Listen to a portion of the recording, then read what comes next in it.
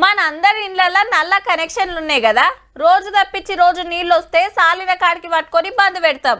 కానీ కొందరి హుషారితనం ఏరే ఉంటదుల్లా, గా నీళ్ళనే పైన ట్యాంకులకు ఎక్కియాలని మోటార్లు పెడతారు మీదికి అగువడకుండా. ఇక అప్పుడేమైతుంది, వచ్చినట్టు వాళ్ళకే పోతాయి, పక్కోళ్లకు తాగనికి సుతరావు. సేమ్ గిట్లనే చేస్తుంది ఆంధ్ర గవర్నమెంట్ కూడా. వరద జలాలు అనుకుంటా మన ఎత్తుకపోయే ప్లాన్ వేస్తే మనోళ్ళే మూకోలే సెంటర్ వాళ్ళకి కంప్లైంట్ చేసి ఆపిచ్చిర్రు. బాబు గారు ముంగటేసుకున్న బనక చిల్లరకు బిరేకులు పడ్డా మనోళ్ళ పోరాటం అయితే అవుతలేదు. సీఎం, మంత్రులు, ఎమ్మెల్యేలు, ఎమ్మెల్సీలు, ఎంపీలతోటి ప్రజాభవన్ల మీటింగ్ పెట్టి బనక చిల్లర భాగవతం అంతా చూపించిండ్రు టీవీలా. గోదావరి నీళ్లు ఎట్లొస్తాయి, ఎట్లా పోతాయి, ఏడ ప్రాజెక్ట్ ఉంది, ఆంధ్రాలో కొత్తది కడితే ఏమైతుంది అనేది మొత్తం వివరంగా చెప్పారు పెద్ద ఆఫీసర్లు. అప్పట్లో ఇద్దరు సీఎంల విందు భోజనాల తర్వాత గోదావరి నీళ్లు మలుపుకపోండ్రి, మీ రాయలసీమను రతనాలసీమ చేసుకోండి అని కేసీఆర్ సార్ మాట్లాడిన వీడియోలు కూడా మళ్ళొకసారి వినిపించారు. రాయలసీమకు నీళ్లు రావాలని నేను చెప్పిన మాట వాస్తవం. గోదావరిలో ఉన్నాయి, మీరు కూడా అక్కడి నుంచి తెచ్చుకోండి, మీకు మేము సహకరిస్తామని చెప్పినాం. పాత గవర్నమెంట్ తెలంగాణకు మస్తు అన్యాయం జరిగిందని వివరాలన్నీ చెప్పిండు నీల మంత్రి ఉత్తమ్ సారు. రాయలసీమను రత్నాలసీమగా మారుస్తా కేసీఆర్. సీమకు గోదావరి, ఆంధ్ర తెలంగాణ వేరు కాదు అని అన్నది ఎవరు? కల్వకుంట్ల చంద్రశేఖరరావు.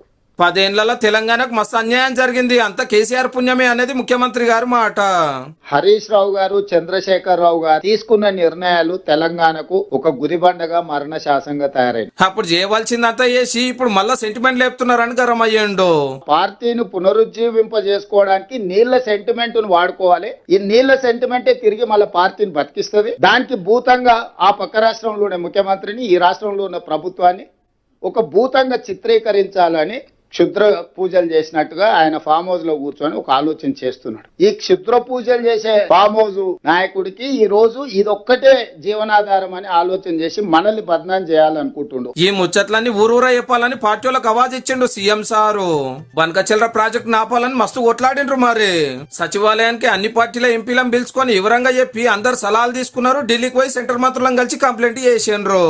దానికి మొదలే ఎన్నో ఉత్తరాలు రాసిండ్రు, ఎందరినో కలిసిండ్రు. నీళ్ళ లెక్క దేలకుంటా ప్రాజెక్టుకు పర్యావరణ పర్మిషన్లు ఇయ్యలేమని ఖరాఖండిగా చెప్పింది సెంట్రల్ గవర్నమెంట్ కూడా. చంద్రన్న ఢిల్లీలో చక్రం తిప్పే లెవెల్ ఉన్నా గానీ బ్రేక్ పట్టదంటే చిన్న ముచ్చటేం కాదుల్లో.